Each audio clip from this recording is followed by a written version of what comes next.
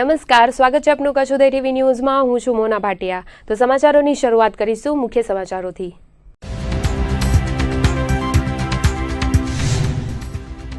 ગાંધીધામમાં બાવળની ઝાડીઓમાંથી મળી સળગાવેલી લાશ, નરકંકાલને પીએમ માટે ખસેડાયો જામનગર।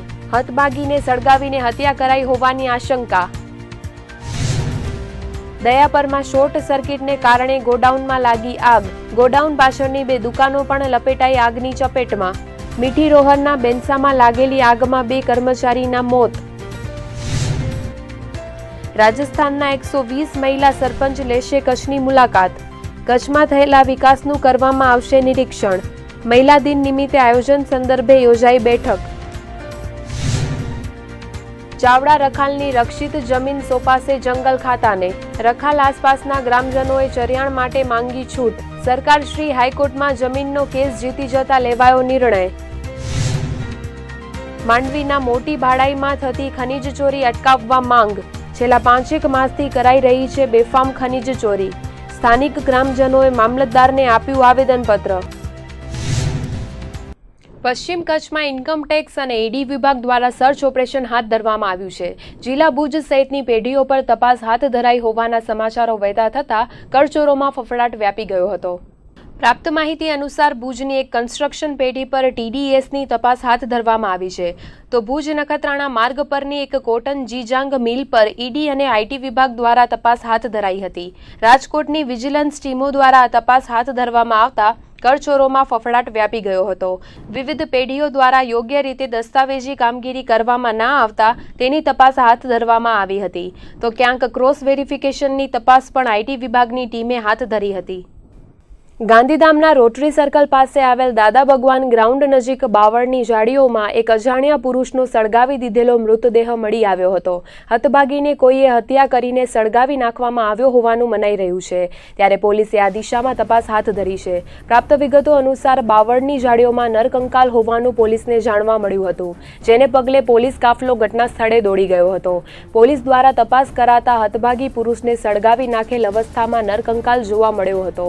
પોલીસે હતભાગીના મૃતદેહને પીએમ માટે રામબાગ હોસ્પિટલમાં મોકલી આપ્યો હતો, પરંતુ હજુ સુધી મોતનું કારણ જાણી શકાયું નથી। પોલીસે મોતનું ચોક્કસ કારણ જાણવા માટે લાશને જામનગર ખસેડવાની કાર્યવાહી હાથ ધરી છે। અજાણ્યો પુરુષ કોણ છે, ક્યાંનો છે તે અંગે હજુ ઓળખ થઈ શકી નથી। આ હતભાગી પુરુષની હત્યા થઈ છે કે કેમ તે પીએમ રિપોર્ટ આવ્યા બાદ જ સામે આવી શકશે। તો હાલ પોલીસ દ્વારા ગાંધીધામ શહેરમાંથી ગુમ થયેલા વ્યક્તિઓના પરિવારજનોને બોલાવીને પૂછપરછ હાથ ધરવામાં આવી છે, પરંતુ હજુ સુધી ઓળખ થઈ શકી નથી। ગાંધીધામના મીઠી રોહર ગામમાં આવેલ ક્રિપાલ ટિમ્બર ઇન્ડસ્ટ્રીઝ નામના લાકડાના બેન્સામાં આગ લાગવાના કારણે 2 લોકો બળીને ભડથું થઈ ગયા હતા। રાત્રે અચાનક ફાટી નીકળેલી આગ કાબૂમાં આવે તે પહેલા જ 2 કર્મચારીઓના મોત નીપજ્યા હતા। પ્રાપ્ત વિગતો અનુસાર રાત્રે 3:00 વાગ્યાના અરસામાં કોઈ કારણોસર બેન્સામાં આગ ભભૂકી ઉઠી હતી। નજીકની ઓરડીમાં સૂતેલા મૂળ આસામના એમડી અસરફુલ અને ઓરિસ્સાના વિક્રમ નામના યુવાનોના મોત નીપજ્યા હતા। આગને કાબૂમાં લેવા માટે બેન્સામાં કામ લોકોએ પ્રયાસ કર્યો હતો, પરંતુ આગ કાબૂમાં ના આવતા ફાયર ફાઇટરને બોલાવવાની ફરજ પડી હતી। ફાયર ફાઇટરો દ્વારા સતત આગ પર પાણીનો મારો ચલાવ્યો હતો, ત્યારે માંડ સાંજે સંપૂર્ણ આગ પર કાબુ મેળવવામાં સફળતા મળી હતી। આખરે મોડી સાંજે આગ કાબૂમાં આવતા 15 થી 20 ઓરડીમાં 150 થી 200 શ્રમિકોના જીવ હેઠા થયા હતા। બેન્સામાં આગ કઈ રીતે લાગી તે જાણવા માટે એફએસએલની મદદ લેવામાં આવી છે। ગઈકાલે રાત્રિના મીઠી રોહર જીઆઈડીસીમાં બેન્સો આવેલ છે, રાજ કૃપાલ બેન્સો ટિમ્બર માર્ટ, એમાં આગની ઘટના બનેલ છે, જેમાં મજૂરો સૂતેલા હતા। તે પૈકીના આગમાં 2 મજૂરોના મૃત્યુ થયેલ છે, જેમના નામ અશરફુલ છે અને બીજા મજૂરોનું નામ વિક્રમ ગોળ છે। સાહેબ, આગ કઈ રીતે લાગી હતી, કઈ માહિતીઓ બહાર આવી? હાલમાં કોઈ પરફેક્ટ કારણ નહીં કહી શકાય। હાલમાં કુદરતી કારણોસર લાગે છે। આમ છતાં ઊંડાણપૂર્વકની તપાસ કરી કાંઈ પણ બેદરકારી જણાશે, કોઈનું ગુનાહિત કૃત્ય જણાશે તો અચૂક ગુનો દાખલ કરવામાં આવશે। 2 દિવસ અગાઉ પણ આ જ કંપનીમાં આગ લાગેલી હતી, ત્યારબાદ ચોક્કસપણે જે કંપની છે તેનું યોગ્ય એક્શન ન લીધા તેના કારણે આગ લાગી હતી એવું લાગી રહ્યું? 2 દિવસ પહેલા નહીં, 1 દિવસ પહેલા જ લાગેલી। 1 દિવસ પહેલા આ જ કંપનીમાં આગ લાગેલી, એ આગ બુઝાઈ ગયેલી અને ત્યારબાદ ફરીથી પાછી રાતના આ આગ લાગેલી છે। એટલે આમાં ખરેખર કોઈ ગુનાહિત કૃત્ય છે કે પછી કુદરતી છે એ તપાસ કરી અને ગુનો જણાય 100% ગુનો દાખલ કરવામાં આવશે। હાલ તપાસ ચાલુ છે, ચોક્કસ કહી નહીં શકાય। બધા કાગળો દસ્તાવેજો જોયા બાદ જો જાહેરનામાનો ભંગ હશે તો એનો ગુનો પણ અચૂક દાખલ કરવામાં આવશે। લખપત તાલુકાના મુખ્ય મથક દયાપરના એક ગોડાઉનના બપોરના અરસામાં આગનો બનાવ બન્યો હતો. ગોડાઉનમાં લાગેલી વિકરાળ આગને કારણે તેની પાછળ આવેલી 2 દુકાનો પણ આગની ચપેટમાં આવી ગઈ હતી. દયાપરના શિવકૃપા કોમર્શિયલ એપાર્ટમેન્ટમાં આવેલા પીપર બિસ્કિટના ગોડાઉનમાં શોર્ટ સર્કિટના કારણે આગ ભભૂકી હતી. આગની ઘટનાને પગલે કચ્છ લિગ્નાઇટ ખાણ, માતાના મઢ, જીએમડીસી ખાણ સહિત કુલ 3 ફાયર ફાઇટરોએ આગ પર કાબૂ મેળવવા જહેમત ઉઠાવી હતી. ગોડાઉનમાં લાગેલી વિકરાળ આગને કારણે તેની પાછળની 2 દુકાનોમાં રહેલો સામાન પણ બળીને ખાખ થઈ ગયો હતો. 3 કલાકની જહેમત બાદ 3 ફાયર ફાઇટરોએ આગ પર કાબૂ મેળવ્યો હતો. સંભવતઃ આગના બનાવને કારણે લાખો રૂપિયાની નુકસાની થઈ હોવાના અહેવાલો મળ્યા હતા. કચ્છમાં આવેલ વિનાશકારી ભૂકંપને 17 વર્ષ વીતી ચૂક્યા છે. તેમ છતાં પણ હજુ એ કાળો દિવસ કચ્છીઓના મનમાંથી નીકળી શક્યો નથી. ત્યાં વાગડ ફોલ્ટમાં અવારનવાર આવતા ભૂકંપના આંચકાઓ ફરી 2001ના ભૂકંપની યાદ અપાવી રહ્યા છે. ગઈકાલે વાગડ પંથકમાં 5 જેટલા ભૂકંપના હળવા અને મધ્યમ આંચકાઓ નોંધાયા હતા. જ્યારે આજે સવારે 4:30 વાગ્યાના અરસામાં ભચાઉથી 16 કિલોમીટરના અંતરે 3.1ની તીવ્રતાનો આંચકો અનુભવાયો હતો. જ્યારે રવિવારે વહેલી સવારે 2:45 વાગ્યાના અરસામાં રાપરથી 17 કિલોમીટર દૂર 4ની તીવ્રતાનો ભૂકંપનો આંચકો અનુભવાતા વાગડવાસીઓની નીંદ ઉડી ગઈ હતી. તો દિવસ દરમિયાન અન્ય 1 થી 2ની તીવ્રતાના 4 જેટલા હળવા આંચકાઓનો અનુભવ થયો હતો. તો આજે પણ આંચકાનો દોર વાગડ પંથકમાં યથાવત રહ્યો હતો. સવારે ફરી એક વખત 3.1ની તીવ્રતાનો ભૂકંપનો આંચકો અનુભવાયો હતો. વાગડ ફોલ્ટ લાઇન સક્રિય થવાના કારણે રાપર અને ભચાઉ પંથકમાં ભૂકંપના આંચકાઓ અનુભવાતા લોકોમાં ભયનું વાતાવરણ ફેલાઈ ગયું હતું. નલિયા દુષ્કર્મ કાંડના મામલે દરરોજ નવા ખુલાસાઓ સામે આવી રહ્યા છે. તેવામાં નલિયા કાંડની ઘટનામાં પીડિતાએ તેના વિરુદ્ધ નલિયામાં કરાયેલી ફરિયાદ રદ કરવાની અરજી હાઈકોર્ટમાં કરી હતી. સાથે જ આ સમગ્ર મામલે પારદર્શી તપાસ કરવામાં આવે તેવી માંગ પણ પીડિતાએ કરી હતી. ઉપરાંત વરિષ્ઠ મહિલા અધિકારી દ્વારા તપાસ કરવામાં આવે તેવી અરજી કરાઈ હતી. પીડિતાએ કરેલી અરજી પર આજે હાઈકોર્ટમાં સુનાવણી કરવામાં આવી હતી. ત્યારે હાઈકોર્ટે સરકારને આ કેસની તમામ વિગતો આપવા તાકીદ કરી છે. નલિયા દુષ્કર્મ કાંડમાં પીડિતાના પૂર્વ પતિએ તેના વિરુદ્ધ ફરિયાદ નોંધાવવા કોર્ટમાં અરજી કરી હતી અને કોર્ટે પીડિતા સામે ફરિયાદ નોંધાવવાની પરમિશન આપ્યા બાદ પીડિતા વિરુદ્ધ ફરિયાદ નોંધાઈ હતી. ત્યારે આ સમગ્ર મામલે પીડિતાએ તેના વિરુદ્ધ થયેલી ફરિયાદ રદ કરવા માટે માંગ કરી છે. આ ઉપરાંત સમગ્ર કેસની પારદર્શી તપાસ કરવામાં આવે તેવું પણ પીડિતાએ પોતાની અરજીમાં જણાવ્યું છે. ભુજ તાલુકાના માધાપરમાં 22 વર્ષીય પરિણીતાએ અગમ્ય કારણોસર ગળે ફાંસો ખાઈને આપઘાત કર્યો હતો. રવિવારે વહેલી સવારે માધાપર નવાવાસના મલવાડી પાછળ આવેલા ઉદ્ધવ પાર્કમાં રહેતા ડાયબેન મુકેશ જાટિયાએ અગમ્ય કારણોસર ગળે ફાંસો ખાઈને આપઘાત કર્યો હતો. વહેલી સવારે આ કિસ્સો પ્રકાશમાં આવતા હતભાગી પરિણીતાના મૃતદેહને પીએમ માટે જીકે જનરલ હોસ્પિટલમાં ખસેડાયો હતો. હતભાગી પરિણીતા જિલ્લા પંચાયતના બાંધકામ સમિતિના ચેરમેનની પુત્રવધુ હતી. ત્યારે પરિણીતાના માવિત્ર પક્ષ દ્વારા તેના ભાઈએ એવા આક્ષેપ કર્યા હતા કે તેની બહેનને સાસરિયાઓએ આત્મહત્યા કરવા મજબૂર કરી હતી. ગૃહ કંકાસના કારણે તેની બહેન પર દબાણ કરવામાં આવતું હોવાનું પણ તેમણે ઉમેર્યું હતું. ઘટનામાં મારી નાની બેન છે, તે અમે એને સાસરે મોકલી હતી. એ લોકો તેને બહુ માનસિક ત્રાસ આપતા હતા અને એ મારા છોકરાને પસંદ ન હોવાથી એ લોકોએ કાવતરું કરી અને ગળે ફાંસો આપી અને મારી બેનને પતાવી દીધી છે. આ બેને 4-5 વાર ફરિયાદ કરી હતી. એના માટે 2 વર્ષ અમે ઘરે બેહાડી રાખી હતી. પછી હમણાં થોડા દિવસ પછી અમને સારું થાય એના માટે એને પાછી અમે સાસરે વળાવી હતી, પણ સારું કંઈ કર્યું નહીં સામાજિક રિવાજોને લીધે. પછી આ રીતે કાવતરું કરી અને ટૂંપે ગળે ફાંસો આપી દીધું. ગળે ટૂંપે સવારના એ લોકો વચ્ચે જે કાંઈ થયું હોય એની ક્લિપ મને 4:52 મોબાઈલમાં વોટ્સઅપમાં મળી છે. પછી ક્લિપે થોડો વોટ્સઅપમાં મોડો ખોલ્યો એટલે મને મોડી જાણ થઈ. ત્યાં જે થયો હોય તેને પતાવી એ લોકો અહીંયા જનરલ હોસ્પિટલ લઈ આવ્યા. એના પછી મને જાણ કરવામાં આવી છે. એના પહેલાં કોઈની જાણ કરવામાં આવી નથી. ક્લિપમાં એ લોકો છોકરો છે છોકરીને બહુ ગાળો આપે છે અને એ રીતનું બધું છે, એમ કે તું મને પનોતી છે ને આમ છે ને તેમ છે ને એવું બધું બોલે છે. આ લોકોને જેલ થવી જ જોઈએ અને એના માટે કેસને જે કંઈ સરકાર આપણી કાર્યવાહી હોય એ થવી જ જોઈએ એના માટે. આમાં છે મુકેશ હરિલાલ જાટિયા, સભીબેન હરિલાલ જાટિયા, ડાઈ હરી જાટિયા, ગીતા હરી જાટિયા, કૈલાસ હરી જાટિયા અને હરિહીરા જાટિયા. આમ તો કુટુંબના બધા સભ્યો ભેગા મળીને જ આ કાવતરું કરી અને એને પતાવી દીધી છે. આગળ પોલીસમાં ફરિયાદ નોંધાવી જે પણ કાર્યવાહી જે કાયદેસર થાય અમે કરવી છે. ગાંધીધામ આદિપુર રેલવે ફાટક પર ટ્રેનના એન્જિનની હડફેટે આવી જતા એક અજાણી 25 વર્ષીય મહિલાનું મોત નીપજ્યું હતું. આદિપુર ગાંધીધામ વચ્ચે રાજવી રિસોર્ટ પાછળ મતિયાપીર ફાટક નજીક ગત રાત્રિના 10 વાગ્યાના અરસામાં આ બનાવ બન્યો હતો. હતભાગી મહિલાને ગંભીર ઇજાઓ પહોંચતા તેને સારવાર માટે આદિપુરની રામબાગ હોસ્પિટલમાં લઈ જવામાં આવી હતી, પરંતુ ફરજ પરના તબીબે મહિલાને મૃત જાહેર કરી હતી. ગાંધીધામ એ ડિવિઝન પોલીસે હતભાગી મહિલાની તપાસ હાથ ધરી છે. મૃતક મહિલાના હાથ પર રાજકુમાર ચૌહાણી ઓરત હું તેવું હિન્દીમાં કોતરાવેલું છે. પોલીસે હતભાગી મહિલાના કપડા પરથી મૃતદેહને ઓળખ માટે રામબાગ હોસ્પિટલમાં રાખ્યો છે. નખત્રાણા તાલુકાના વિથોણ ગામમાં રહેતા 44 વર્ષીય ધીરજભાઈ રામજીભાઈ વાલ્મીકીએ પોતાના ઘેર આપઘાતનો પ્રયાસ કરતા ચકચાર મચી ગઈ હતી. પ્રાપ્ત વિગતો અનુસાર હતભાગીની દીકરી ઘેરથી ચાલી જતા પિતાને મનમાં લાગી આવ્યું હતું, જેના પગલે આપઘાતનો પ્રયાસ કર્યો હોવાનું જાણવા મળ્યું હતું. હતભાગી ધીરજભાઈ વાલ્મીકીને ગંભીર અવસ્થામાં સારવાર માટે તાત્કાલિક ભુજની જીકે જનરલ હોસ્પિટલમાં ખસેડવામાં આવ્યા હતા. તેમની દીકરીએ ભાગીને અન્ય કોઈ યુવક સાથે લગ્ન કરી લીધા હતા, જેથી દીકરીનો વિયોગ સહન ન થતા પિતાએ ગળે ફાંસો ખાઈને આપઘાતનો પ્રયાસ કર્યો હતો. માંડવી તાલુકાના મોટી ભાડાઈની સીમ વિસ્તારમાંથી છેલ્લા 5 માસથી ખનીજ ચોરી કરવામાં આવે છે. સરકારી ટાવર્સની જમીન પરથી ગેરકાયદેસર રીતે ખનીજ ઉત્ખનન કરવામાં આવે છે, જેમાં રાજકીય વગ ધરાવતા મોટા માથાઓ પણ સંડોવાયેલા છે. ત્યારે મોટી ભાડાઈની સીમમાં થતી ખનીજ ચોરી અટકાવવા મામલતદારને આવેદનપત્ર પાઠવીને રજૂઆત કરવામાં આવી હતી.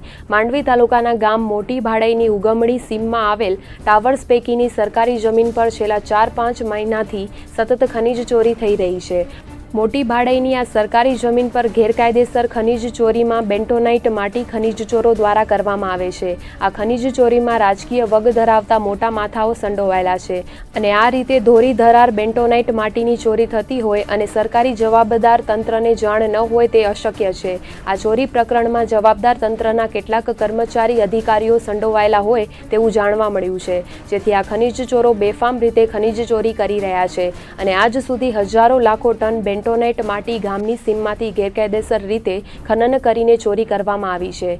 જે ખનીજ ચોરી કરોડો રૂપિયાની કરવામાં આવી છે, જેથી મોટી ભાડાઈની સીમમાંથી ગેરકાયદેસર રીતે ખનીજ ચોરી કરતા તત્વો સામે કાયદેસરની કાર્યવાહી તાત્કાલિક રીતે કરવા અને આ પ્રકરણમાં જે જવાબદાર સરકારી કર્મચારીઓ છે તેની સામે કાયદેસરની કાર્યવાહી કરવામાં આવે તેવી માંગ ઉઠી છે.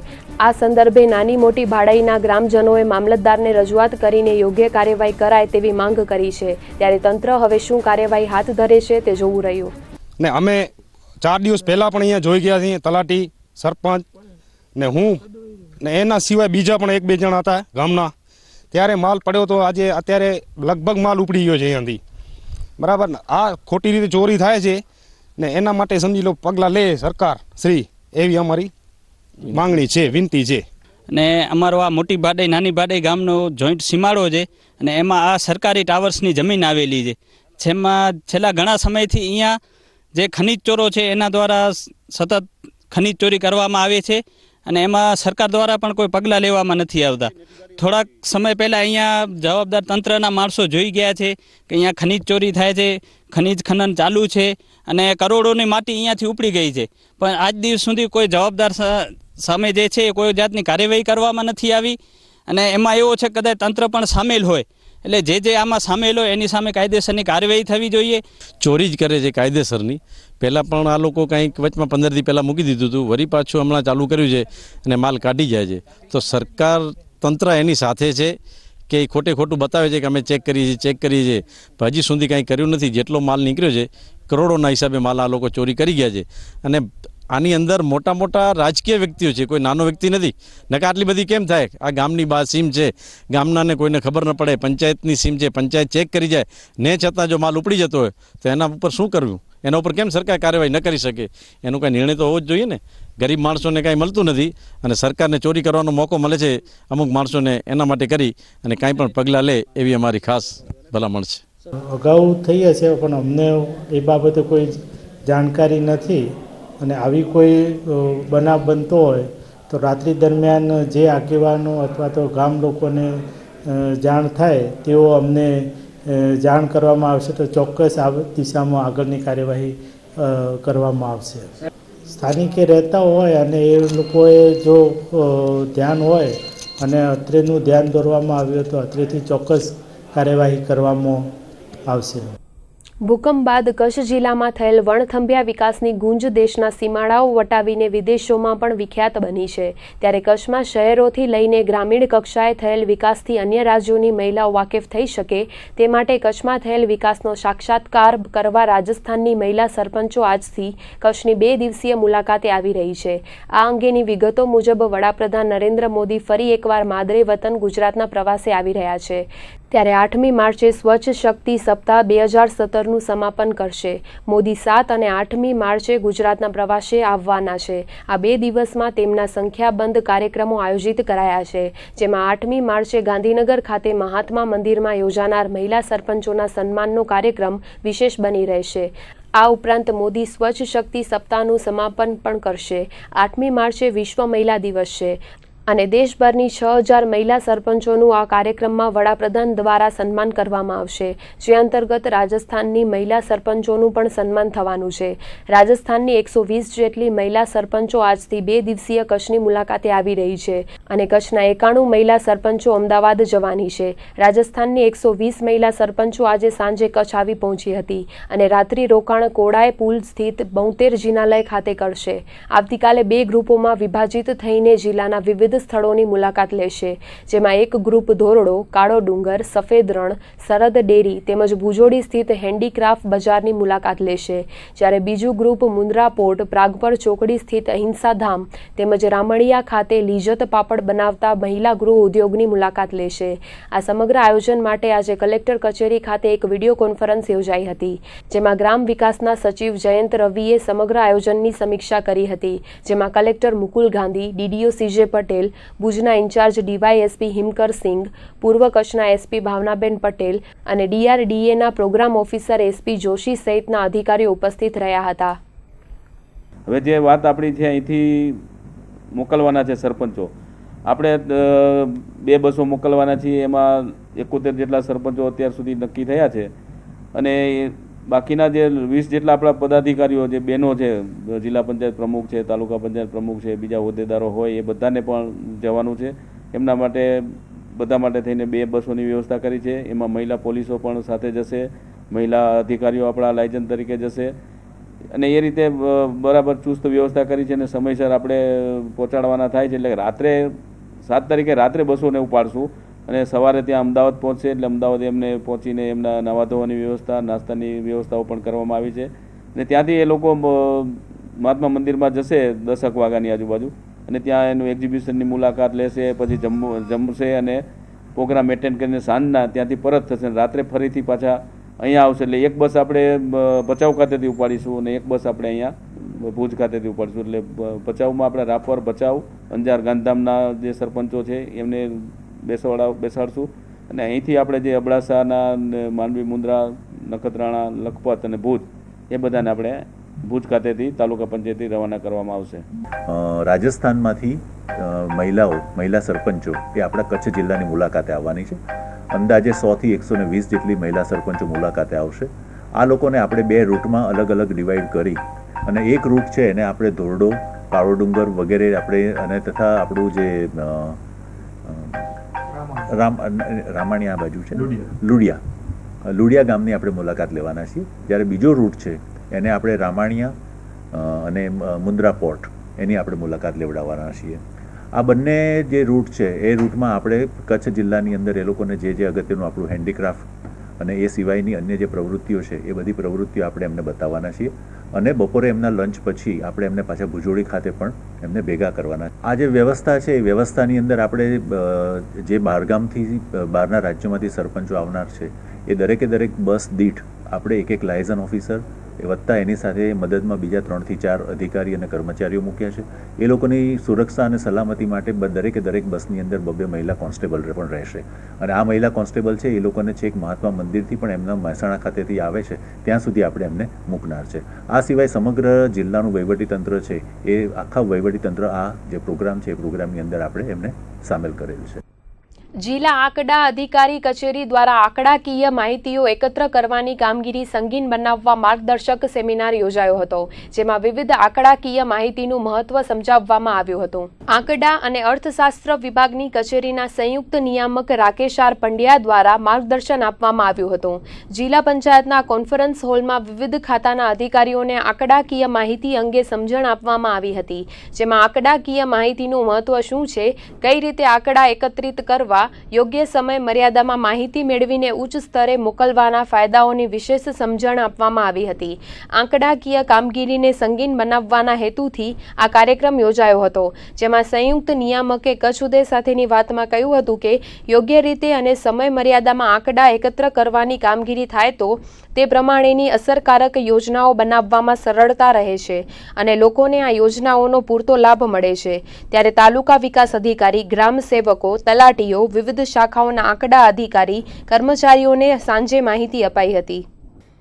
કેવી રીતે એટલે કે જે આપણે પોતાના માટે જો કોઈ પ્રોગ્રામ કે પ્રોજેક્ટ તૈયાર કરતા હોઈએ અને આંકડા ભેગા કરતા હોઈએ અને એ વખતે જેવી ચોકસાઈ ધ્યાનમાં રાખતા હોઈએ કે ઘરમાં કોઈ એક પ્રોગ્રામ કરવો હોય કે એક પર્સનલ પ્રોજેક્ટ કરવો હોય ને એ વખતે જે આંકડાઓ ભેગા કરતા હોઈએ અને એ વખતે જે વિશ્વસનીયતાનું ધ્યાનમાં રાખતા હોઈએ તે જ દરકાર આપણે રાજ્ય સરકાર માટે કે જિલ્લા માટે જ્યારે આંકડા ભેગા કરતા હોઈએ એ વખતે પણ દાખવીએ.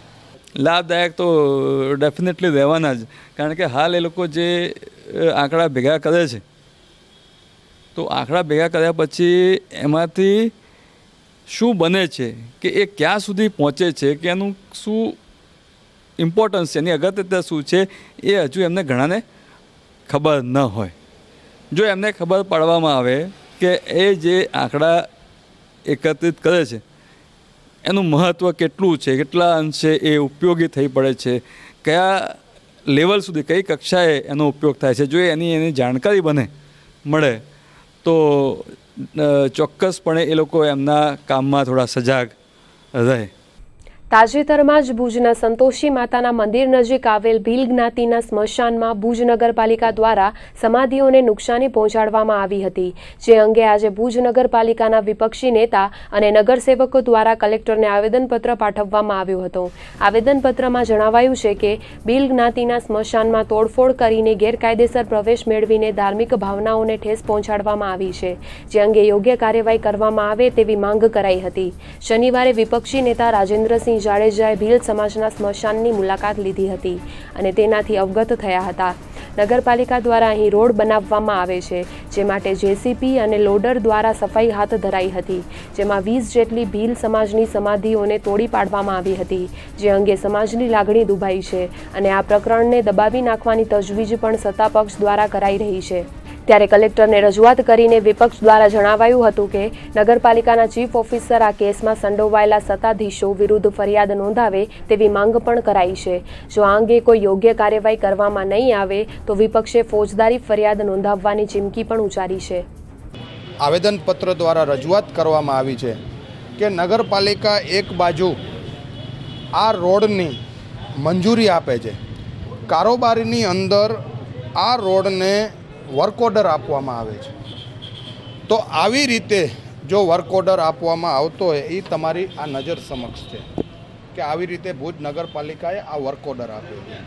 તો મારે ભુજ નગરપાલિકાના સત્તાધીશોને એ પૂછવું છે કે તમે જ્યારે વર્ક ઓર્ડર આપતા હો તો નગરપાલિકાએ એટલું ચોક્કસપણે જોવું જોઈએ કે કોઈ પણ સમાજના સ્મશાન ઉપર, એમની સમાધિઓ ઉપર બુલડોઝર ફેરવવાથી પહેલાં જોવું જોઈએ કે આપણે હિન્દુ વાત કરતા હોય, હિન્દુઓની રક્ષાની વાતો ભારતીય જનતા પાર્ટીના લોકો કરતા હોય, તો તમે આજે જ્યારે જોવો તેમ કે ભીલ સમાજના જે ભુવાઓની 20 સમાધિઓ સદંતર નષ્ટ કરવામાં આવી છે, તો આવી બાબતોમાં કાયદેસરની કાર્યવાહી આ સત્તાધીશો ઉપર થવી જોઈએ.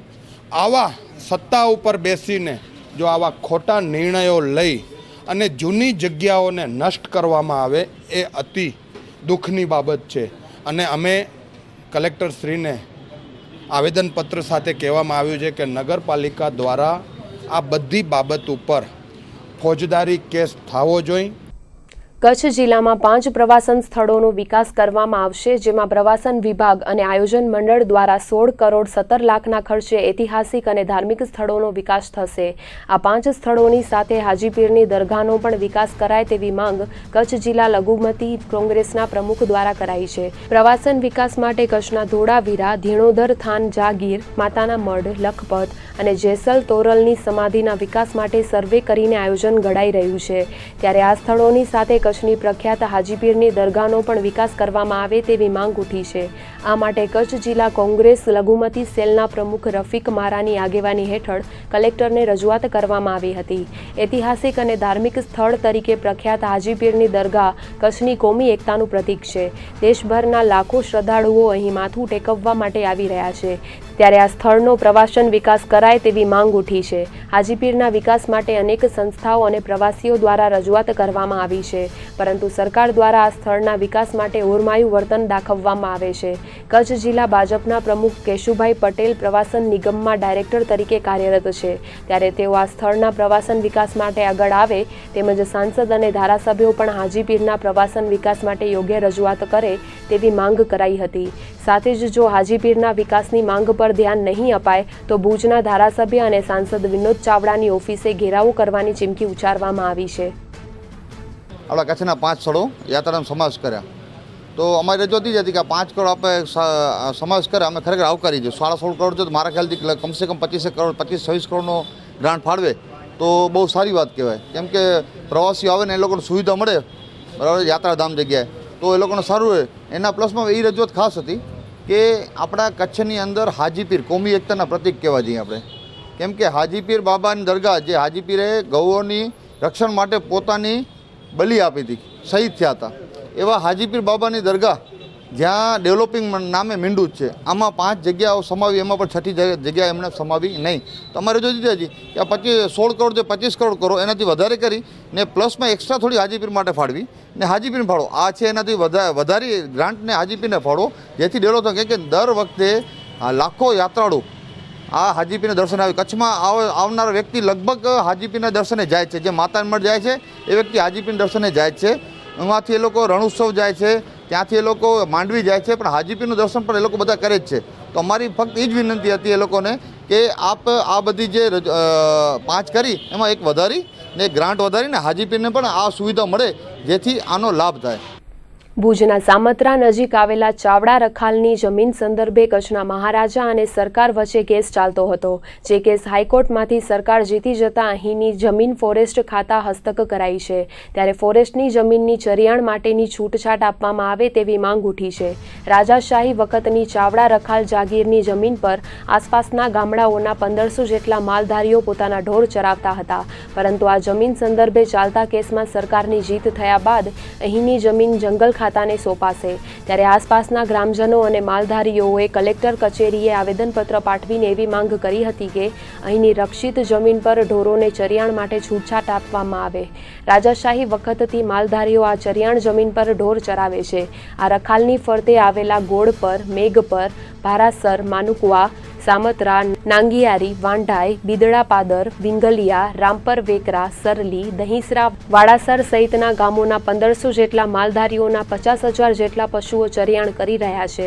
ત્યારે વિવિધ ગામોની ગ્રામસભાઓમાં ઠરાવ કરીને જિલ્લા કલેક્ટરને આવેદનપત્ર પાઠવવામાં આવ્યું હતું. અને અમારી રજૂઆત એ છે કે જે કચ્છની મશહૂર રખાલ ચાડવા રખાલ છે એને ફરતે અમારા ગામ આવેલા છે, 10 થી 12 ગામ, અને એ રખાલ અત્યાર સુધી મહારાવશ્રીના કબજામાં હતી. હાલે એ રખાલ મહારાવશ્રી પાસેથી સરકાર લઈ અને જંગલ ખાતાને તબદીલ થવાની છે એવું અમને જાણ થયું. એટલે જાણ થતાં અમે આવેદનપત્ર એ વિસ્તારના ગોળપર, મેઘપર, નાંગિયારી, સામત્રા, વાંઢાઈ, રામપર વેકરા જે 10-12 ગામ આવે છે એ દરેક ગામના આગેવાનો આવ્યા, માલધારીઓ આવ્યા, દરેક પ્રતિનિધિ આવી અને સાહેબ પાસે અમે એ રજૂઆત કરી કે આ ચાડવા રખાલમાં જે ફરતે જે ગામો આવે છે એના અંદાજે 50,000 જે ઢોર છે તે આ ચાડવા રખાલ ઉપર જ આધારિત છે અને એ ચાડવા રખાલ ઉપર ચરવા જાય છે અને આજની તારીખમાં અમે ત્યાં ચારિયાણ કરીએ છીએ. અને જંગલ ખાતાને જો આ ચાડવા રખાલ સોંપી દેવામાં આવશે તો અમારા ઢોર ચરિયાણ માટે ક્યાં જશે? એ અમારો મોટો પ્રશ્ન ઊભો થશે. અને આ રખાલમાં અમારો બાપ દાદાથી સદીઓથી ચારિયાણનો અમારો અધિકાર છે. મહારાવશ્રીના કબજામાં રખાલ જ્યારે હતી ત્યારથી કરીને આજ દિવસ સુધી આજે પણ અમારા વિસ્તારના ઢોર તે ચાળવા રખાલમાં જાય છે. એટલે અમારી એટલી જ રજૂઆત છે કે અમને જંગલ ખાતાને એ તબદીલ થતી હોય તો વાંધો નથી, પણ અમારો જે ચારિયાણનો હક છે એ અમને મળવો જોઈએ. અત્યારે જે ચાળવા રખાલ છે એ અંદાજે 12,000 એકડમાં આવેલી છે, એટલે કચ્છની મસૂર અને મોટામાં મોટી રખાલ છે. એવા માલધારીઓ ઘણા છે. આજુબાજુનો અમારો વિસ્તાર છે ને એ અહીંયા ઉદ્યોગ કોઈ છે નહીં. અમારો મેન ઉદ્યોગ છે ડેરી ઉદ્યોગ, અને ડેરી ઉદ્યોગ ચલાવવો અમારો મેન ધંધો જ પશુપાલનનો છે. એ વિસ્તારની અંદર જે ગામડાઓ છે એમાં મોટાભાગના બધા સૂકા ગામડાઓ છે કે ખેતી થઈ શકે, કે લીલો ચારો થઈ શકે, કે માલધારીઓ અમે પશુઓને નિભાવી શકીએ એવી કોઈ શક્યતા જ નથી. 50,000 ઢોરો છે અને ઓછામાં ઓછા 1,500 થી 2,000 માલધારીઓ છે. બન્ની વિસ્તારની 1955થી રક્ષિત જમીનમાં રહેતા માલધારીઓને વન અધિકાર અધિનિયમ હેઠળના કાયદાનો લાભ મળે તેવી માંગ છેલ્લા 3 વર્ષથી કરવામાં આવી રહી છે. તેમ છતાં બન્નીના માલધારીઓની આ માંગ ન સંતોષાતા આગામી 9મી માર્ચે વિશાળ જાહેર સભા અને રેલી યોજીને કલેક્ટરને આવેદનપત્ર પાઠવવામાં આવશે. બન્ની પશુ ઉછેરક માલધારી સંગઠનના નેજા હેઠળ આગામી 9મી માર્ચે ભુજના વ્યાયામ શાળા ગ્રાઉન્ડમાં સભા યોજાશે. માલધારીઓની માંગ છે કે સરકાર દ્વારા વર્ષ 2006માં વન અધિકાર અધિનિયમનો કાયદો અમલમાં મુકાયો, પરંતુ આ કાયદાનો લાભ બન્નીના 48 ગામોને મળતો નથી. વર્ષ 2014માં બન્ની પશુ ઉછેરક માલધારી સંગઠન દ્વારા તમામ પ્રક્રિયાઓ પૂર્ણ કરીને આ કાયદા હેઠળના લાભો તેમને મળે તેવી લેખિતમાં રજૂઆત કરી હતી, પરંતુ કોઈ પણ કારણોસર વહીવટી કચાસને કારણે તેઓને હજુ સુધી વન અધિકાર અધિનિયમના કાયદાનો લાભ મળ્યો નથી. ત્યારે તેમની આ માંગ સંતોષાય તે માટે વધુ એક વખત રેલી અને જાહેર સભા આગામી 9મીએ યોજાશે. તેમ છતાં જો સરકાર દ્વારા તેમની માંગો સંતોષવામાં નહીં આવે તો આગામી દિવસોમાં ઉગ્ર આંદોલનની ચીમકી પણ ઉચ્ચારવામાં આવી છે. 9 તારીખે વ્યાયામ શાળાથી અમે રેલીનો આયોજન કરેલ છે. એ અહીંયાથી ખંગાર પાર્ક થઈ અને બહુમાળી થઈને સીધો કલેક્ટર કચેરી જશું અને અમે સૌ બન્નીવાસીઓ એકજૂટ થઈ અમારી માંગને બુલંદ કરી કલેક્ટરશ્રી મારફતે મુખ્યમંત્રી સુધી પહોંચી. એના માટે અમે હાલની દ્રષ્ટિએ જે અમારા બન્નીના પશુપાલકો છે, બન્ની વિસ્તારમાંથી અમે લોકોએ 3,000 માણસો જોડાશે. બાકી અમારી માંગ સાથે જે પણ સમર્થન આપવા માલધારી હશે અમે સૌ માલધારીઓને નિમંત્રિત કર્યા છે. જેટલા વધુમાં વધુ હશે અમે એનું હાર્દિક સ્વાગત કરીએ છીએ. અમે એને નિમંત્રિત કરીએ છીએ કે અમારી માંગ છે એ પશુઓ માટે છે, પશુઓના રક્ષણ માટે છે, પારંપરિક વ્યવસાયને નિભાવવા માટે છે અને એક વિરાસતને સાચવવા માટેનો જે છે એના માંગમાં આપ સૌ અમારા સહભાગી બનો અને અમને ન્યાય આપવામાં મદદરૂપ બનો. સૌને અમે નિમંત્રિત કરીએ છીએ. કચ્છના યુવા સાંસદ વિનોદ ચાવડાએ પોતાના 37મા જન્મદિવસની અનોખી રીતે ઉજવણી કરી હતી. મિર્જાપર ખાતે આવેલ સમાજ નવનિર્માણ ટ્રસ્ટના છાત્રાલયમાં દિવ્યાંગ લોકોને વ્હીલચેર, બગલગોળી અને કાનમાં સાંભળવાના હેડ ઇયરિંગ મશીનનું વિતરણ કરવામાં આવ્યું હતું. સમાજ નવનિર્માણ ટ્રસ્ટ અને લોકસેવા સાર્વજનિક ટ્રસ્ટના ઉપક્રમે આ કાર્યક્રમનું આયોજન કરવામાં આવ્યું હતું. છેલ્લા 3 વર્ષથી સાંસદ વિનોદ ચાવડા દ્વારા પોતાના જન્મદિવસ નિમિત્તે દિવ્યાંગ લોકોની આ રીતે મદદ કરવામાં આવે છે. ત્યારે આજે તેમના જન્મદિન નિમિત્તે 9 લોકોને હિયરિંગ મશીન, 2 દિવ્યાંગોને બગલગોળી અને 4 જણને વ્હીલચેર આપવામાં આવી હતી. આ પ્રસંગે સાંસદ વિનોદ ચાવડાએ જણાવ્યું હતું કે દરેક લોકો પોતાના જન્મદિન કે અન્ય નાના મોટા પ્રસંગો ધામધૂમથી ઉજવીને મોટો ખર્ચ કરતા હોય છે, પરંતુ આ પ્રસંગો સાદગીથી ઉજવીને જરૂરતમંદોની મદદ કરવામાં આવે તો સાચી ઉજવણી થઈ ગણાય. આ પ્રસંગે ભુજ શહેર ભાજપ પ્રમુખ નવીન લાલન, પૂર્વ નગર સેવક ઘનશ્યામસિંહ ઠક્કર, અનિલ છત્રાડા, લોકસેવા સાર્વજનિક ટ્રસ્ટના હેમેન્દ્ર જણસારી સહિત સાંસદ વિનોદ ચાવડાના પરિવારજનો, હોસ્ટેલના છાત્રો, દિવ્યાંગો ઉપસ્થિત રહ્યા હતા. આજે સોમવાર હોવાથી સોમવારે લોકસંપર્ક અર્થે ભુજ મધ્યે મારા કાર્યાલય મધ્યે બેસવાનું થાય છે ને આજે સવારથી જ બેસવાનું થયું હતું. અનેક લોકો દ્વારા મળવાનું પણ થયું, એમની શુભેચ્છા સંદેશ મળ્યા અને સાથે અનેક પ્રશ્નોનો નિરાકરણ અને નિકાલ પણ કરવામાં આવ્યો. અનેરો કાર્યક્રમ પણ જે રીતે ભૂતકાળમાં પણ સમાજ નવનિર્માણ ટ્રસ્ટ દ્વારા ગયા વર્ષે પણ કાર્યક્રમ યોજી કરીને જર્મની ટેકનોલોજીના હાથ પગનું વિતરણ કરવામાં આવ્યું હતું. જે સંદર્ભે જે સંસ્થા સમાજ નવનિર્માણ ટ્રસ્ટ જેનો પ્રમુખ પણ હું છું અને આજે જે બિલ્ડિંગની અંદર પણ કાર્યક્રમ થયો અને ખાસ કરીને એવા સમાજના જરૂરિયાત ભાઈઓ બહેનો માટે કે જે દિવ્યાંગ લોકો છે, જે બહેરા છે, મૂંગા છે, કે જે ચાલી નથી શકતા.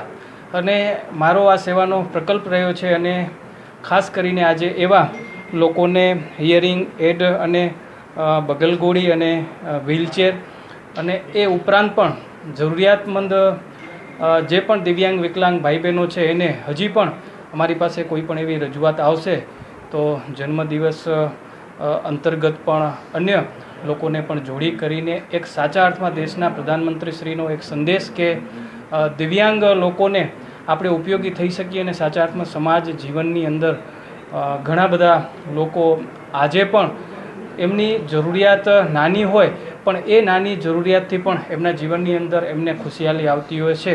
તો જે સંદર્ભે આજે કાર્યક્રમ મારા સ્નેહ મિત્ર વર્તુળ અને ટ્રસ્ટી મિત્રો દ્વારા કરવામાં આવ્યો.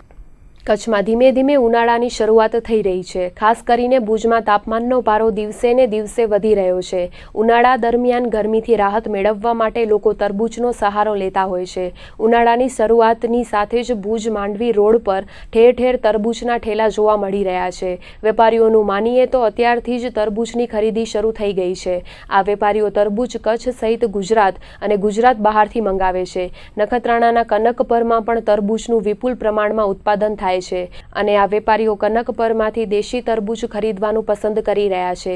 દેશી તરબૂચ સ્વાદમાં અન્ય તરબૂચની સરખામણીમાં મીઠું હોય છે, જેથી લોકો હંમેશા દેશી તરબૂચ ખરીદવાનું પસંદ કરતા હોય છે.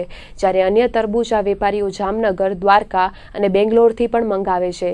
ગરમીનું પ્રમાણ વધતા તરબૂચની ખરીદીમાં પણ વધારો થશે તેવી આશા વેપારીઓએ વ્યક્ત કરી હતી. ઉનાળા માટે ફર્સ્ટ ક્લાસ ક્વોલિટી કાળા, લાલ ને મીઠા હોય તો લેવાના, નકર નહીં લેવાના. વ્યવસ્થા અમે ગ્રાહકને એવી રીતે જવાબ આપીએ છીએ. બરાબર. કાળામાં જુઓ તો કચ્છમાં કનકપુર બરાબર મસ્તીનો માલ આવે, લાલ મીઠો. અને આ જે કાબરા રહ્યા એ આવે બેંગ્લોરનું બી છે. બરાબર. કોઈ અમુક કચ્છમાં થાય, કોઈ થાય બારે થાય, કોઈ જામનગર થાય, કોઈ દ્વારકા થાય, બધે થાય. બરાબર. પણ મહત્ત્વ કાળું વધારે, એટલે મહત્ત્વમાં કાળું વધારે લે છે. જે માણસ મોટા માણસો આવે, કોઈ 2 કિલાનું, કોઈ 3 કિલાનું, 5 કિલાનું એવી રીતે લે. અત્યાચારનો ભોગ બનતી મહિલાઓ, શોષિત અને ઉપભોગગ્રસ્ત મહિલાઓના આવાસ, આરોગ્ય તેમજ પુનઃ વસન માટે બિનનિવાસી કચ્છી યુવાનો દ્વારા ભુજથી અમદાવાદ સુધીની સાયકલ યાત્રાનું રવિવારે ભુજ મંદિરેથી પ્રસ્થાન થયું હતું. આ સાયકલ યાત્રા ભુજથી નીકળીને મંગળવારે અમદાવાદ સ્વામિનારાયણ મંદિરે પહોંચશે. ભુજ સ્વામિનારાયણ મંદિરના કોઠારી જાદવજી ભગત તેમજ અન્ય સાધુ સંતોના હસ્તે આ રેલીનું પ્રસ્થાન કરાવાયું હતું. મહિલાઓના વિકાસ માટે નીકળેલી આ રેલીમાં 1 કરોડ રૂપિયાનું દાન એકત્રિત થઈ ચૂક્યું છે. આ સાયકલ યાત્રામાં 4 દેશોના 53 સાયકલ વીરો ભાગ લઈ રહ્યા છે, જેમાં 6 મહિલાઓનો પણ સમાવેશ થાય છે. ઓસ્ટ્રેલિયા, આફ્રિકા, બ્રિટન અને ભારતના 53 જેટલા સાયકલ વીરો આ યાત્રા કરીને એક અલગ સંદેશો આપવા જઈ રહ્યા છે. ભુજથી નીકળેલી આ સાયકલ યાત્રાનો ભચાઉ ખાતે ઉમળકાભેર સ્વાગત કરવામાં આવ્યું હતું, જ્યાં ગ્રામજનો અને સાધુ સંતોએ આ કાર્યને બિરદાવ્યો હતો. આ 53 જેટલા સાયકલ વીરોએ ગેબી આશ્રમ ખાતે રાત્રિ રોકાણ કર્યું હતું અને સવાર સામખિયાળીથી રવાના થયા હતા. ત્યારે આ નીકળેલી સાયકલ યાત્રાને ઠેર ઠેરથી સારો એવો પ્રતિસાદ મળી રહ્યો છે. ભુજની અદાણી મેડિકલ કોલેજ ખાતે ડોક્ટર સેમિનારનું આયોજન કરવામાં આવ્યું હતું, જેમાં ઝેરી કમળો હવે ઝેરી નથી રહ્યો તે બાબતે મુંબઈની જાણીતી હોસ્પિટલના 2 તજજ્ઞ તબીબોના વક્તવ્યનું આયોજન કરાયું હતું, જેમાં કચ્છની સરકારી તેમજ ખાનગી હોસ્પિટલના 300 જેટલા ડોક્ટર્સ અને મેડિકલના છાત્રો જોડાયા હતા. મુંબઈની બ્રીચ કેન્ડી હોસ્પિટલના લીવરના સ્પેશિયાલિસ્ટ ડોક્ટર DN અમરાપુરકર તેમજ KEM હોસ્પિટલના ડોક્ટર અશોક શુક્લાએ લીવરને અસર કરતા રોગ અંગે સંબોધન કર્યું હતું. ઉપરાંત હિપેટાઇટિસ B અને C વિશે માર્ગદર્શન પૂરું પાડ્યું હતું. આ સેમિનારમાં પ્રશ્નોત્તરી સાથે કોન્ફરન્સને રસપ્રદ બનાવવામાં આવી હતી. તજજ્ઞોએ જણાવ્યું હતું કે હિપેટાઇટિસ B અને C થવાના કારણોમાં લોહી ચડાવાય ઉપરાંત તેના નિદાનમાં વપરાતી જૂની અને નવી દવાઓ વિશે માહિતી આપી હતી. આજથી 8-10 વર્ષ અગાઉ આ રોગની દવાઓ ઉપલબ્ધ ન હતી અને જેના કારણે આ બીમારી ઝેરી કમળો કહેવાતી હતી, પરંતુ હવે કમળાની તમામ દવાઓ ઉપલબ્ધ થઈ જવાના કારણે ઝેરી કમળો હવે જીવલેણ નથી રહ્યો તે પુરવાર કરી શકાય છે. આપણે જાણીએ છીએ કે આજકાલના એરામાં, આજકાલના સમયમાં આ કમળા જેવી બીમારી ખૂબ જ વધેલ છે. એનું ડિટેક્શન કરવા માટે આપણે બધા દર્દી બધી મોટી હોસ્પિટલમાં પહોંચી શકતા નથી.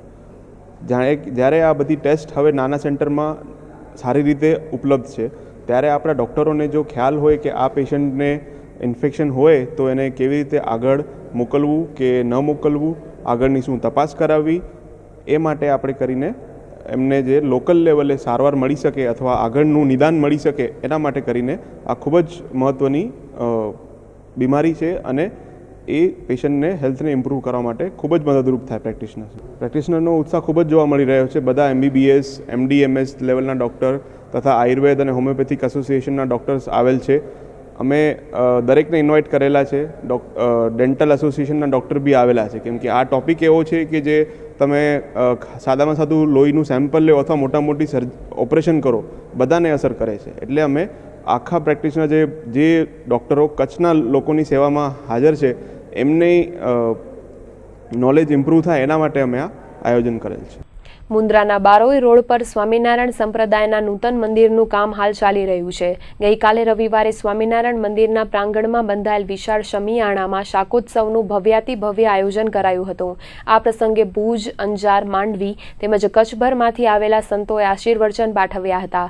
જૂના સ્વામિનારાયણ મંદિરના પૂજારી કીર્તિભાઈ દરજીએ જણાવ્યું હતું કે આગામી 5મી થી 10મી ડિસેમ્બર સુધીમાં નૂતન મંદિરનું પ્રાણ પ્રતિષ્ઠા મહોત્સવ યોજવામાં આવશે તેવી સંભાવના છે.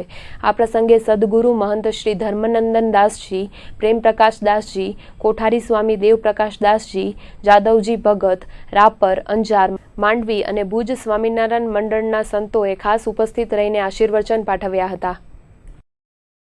અહીંયાથી એમ સમજો ને કે આ 12 મહિનામાં કુલ 32 બધા ઉત્સવો આવે છે. તો બધા ઉત્સવો અમે અહીંયા ભાવથી ઉજવીએ, પણ મંદિર બહુ નાનું પડે છે એટલે ત્યાં મોટું મંદિર બનાવે છે. મુન્દ્રામાં આ સ્વામિનારાયણ નવું મંદિર ક્યાં બને છે, કેટલા ટકા કામ થયું છે?